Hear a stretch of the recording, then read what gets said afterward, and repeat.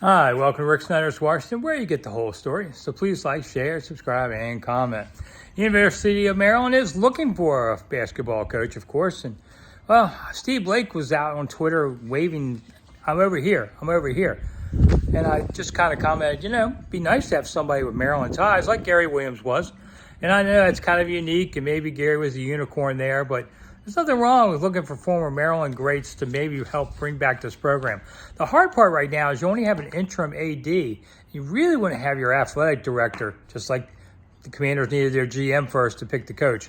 You'd really like to do that, but if you wait too much longer, you're basically going to have to put a skip on next year and then look for a long term. You don't want to take whatever. But there's some guys out there. Steve Blake has been an assistant coach 4 years in the NBA, but Steve Blake was the quarterback of that national championship team back in '02 and was a terrific player for this school and had a long NBA career.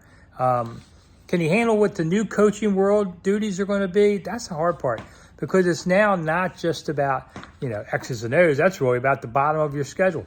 It's about recruiting players every single year, fighting that kind of stuff, and dealing with so many things with the NIL is bringing, that I think we're going to see a new breed of basketball coach. You notice the old bloods got out of the game the last couple of years.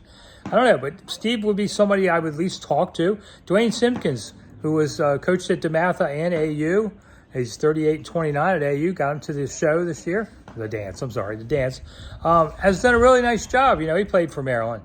Tony Skinn did not play for Maryland, but as a local guy at George Mason, he was part of that Final Four team, and he was an assistant at Maryland a couple years ago, so he's been around that. He's done a nice job at Mason. Be a guy you'd kind of want to look at too.